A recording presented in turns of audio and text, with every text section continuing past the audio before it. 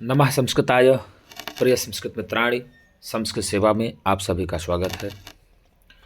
हम लोग पढ़ रहे हैं महाकवि भारवी द्वारा विरचित किरातार्जुन महाकाव्य का प्रथम सर्ग, जिसमें हम लोगों ने अभी तक 1 से 42वें श्लोक का अध्ययन कर लिया है। आज उसी क्रम में हम लोग 42वें श्लोक की परीक्षा दृष्टि को हल करेंगे और कुछ नए प्रश्न यदि से बन सकते हैं इसके अलावा परीक्षा दृष्टि के, तो हम लोग वो भी प्रश्न बनाने का प्रयत्न करेंगे। और श्लोक था 42वें नंबर का, हम लोगों ने पढ़ा था विहाय शांतिम नृपधाम तत्पुनः प्रसीद संधेहि वधाय विद्विषाम व्रजन्ति शत्रून् वधूय निष्पृहाः समेन सिद्धिं मुनयो न भूभृतः। तो इस प्रकार से हम लोगों ने श्लोक पढ़ा था 42वें का। उसी की अब हम लोग आज परीक्षा दृष्टि जो दिया हुआ है उसी को हम लोग सॉल्व करेंगे। ठीक गुरु जी, तो आइए देख लेते हैं क्या दिया हुआ है। तो समेन सिद्धिम मुनयो न भूभृतः, यह कथन किसका है? तो द्रौपदी का है। समेन सिद्धिम मुनयो न भूभृतः, द्रौपदी का यह कथन किससे है? तो युधिष्ठिर से है। किससे है गुरु जी? युधिष्ठिर से है। अर्थात मुनियों को द्रौपदी ने क्या बताया है? सिद्धि प्राप्त करना काम मुनियों का है।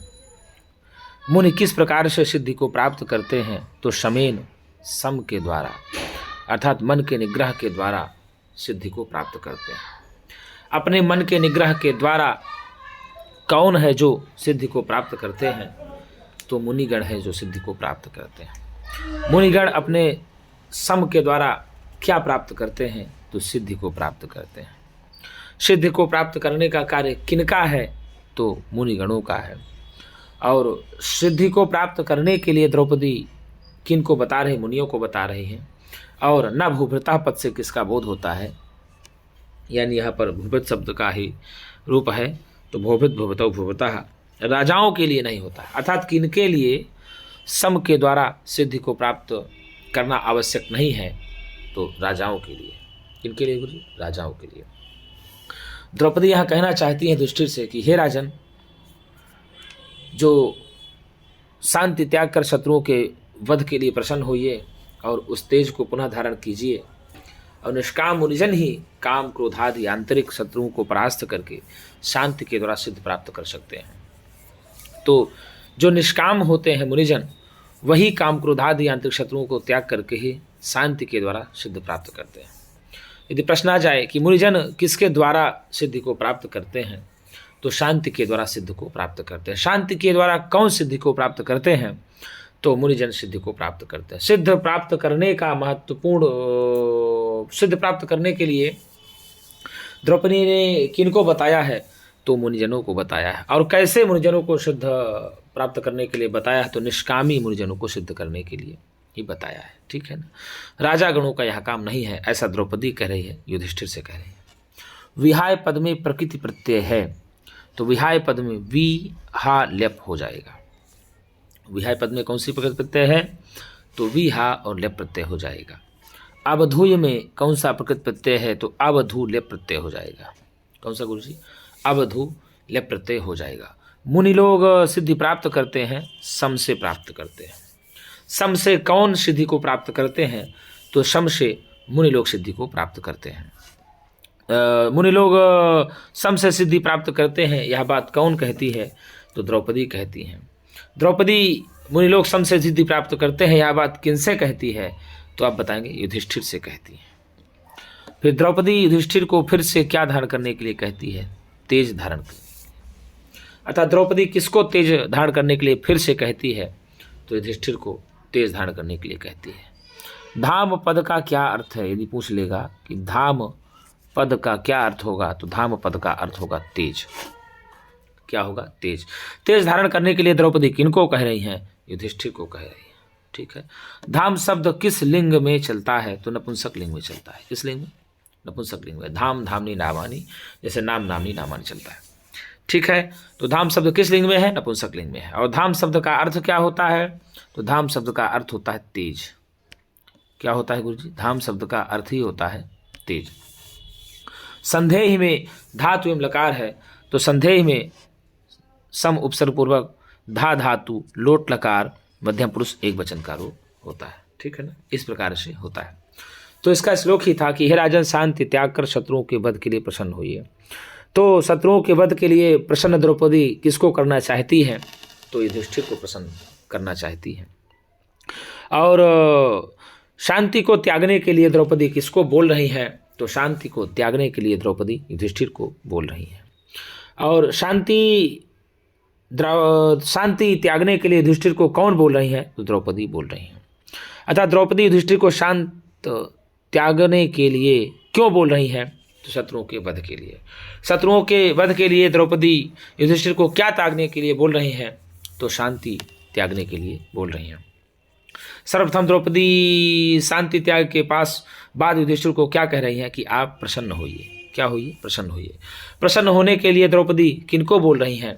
तो युधिष्ठिर को बोल रही हैं। और प्रसन्न होने के पश्चात द्रौपदी युधिष्ठिर को क्या धारण करने के लिए बोल रही हैं? तो तेज को धारण करने के लिए बोल रही हैं। तेज को धारण करने के लिए द्रौपदी किनसे बोल रही हैं? तो तेज को धारण करने के लिए द्रौपदी युधिष्ठिर से बोल रही हैं। युधिष्ठिर को द्रौपदी क्या धारण करने के लिए बोल रही हैं? तो तेज धारण करने के लिए बोल रही हैं। अर्थात तेज धारण करने के लिए पुनः द्रौपदी क्यों बोल रही हैं? तो शत्रुओं के वध के लिए। शत्रुओं के वध के लिए द्रौपदी किसको तेज धारण करने के लिए बोल रही हैं? तो युधिष्ठिर को तेज धारण करने के लिए बोल रही हैं। और युधिष्ठिर को द्रौपदी क्या त्यागने की बात कर रही हैं? तो युधिष्ठिर को द्रौपदी शांति त्यागने की बात कर रही हैं। शांति त्यागने की बात द्रौपदी किससे कर रही हैं?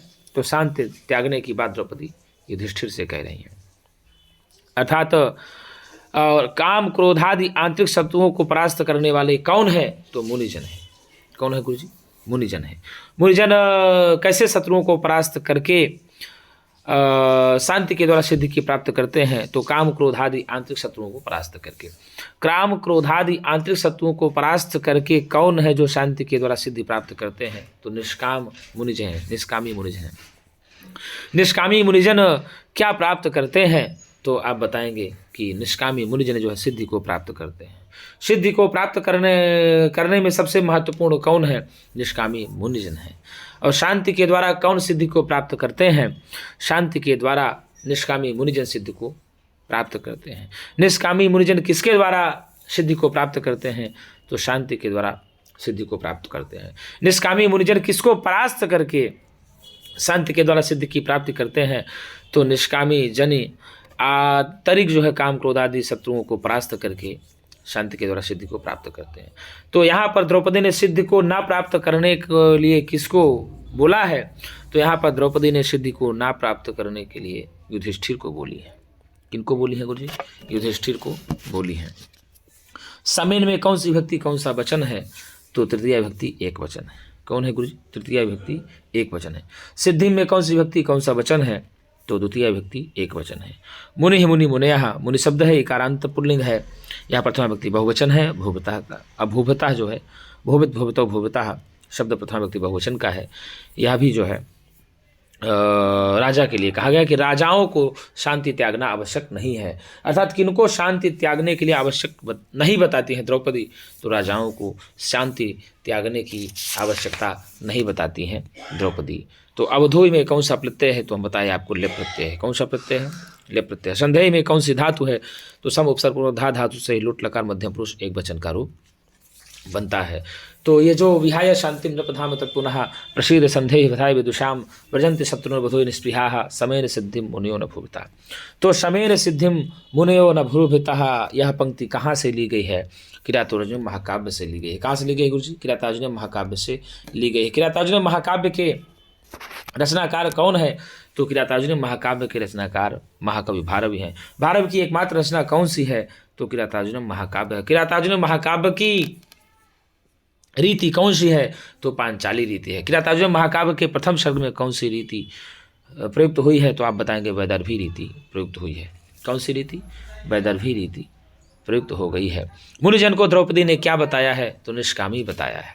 तो निष्पृहाः के सन्ति? तो निष्पृहाः मुनयः सन्ति। मुनयः कीदृशाः भवन्ति? तो मुनयः निष्पृहाः सन्ति।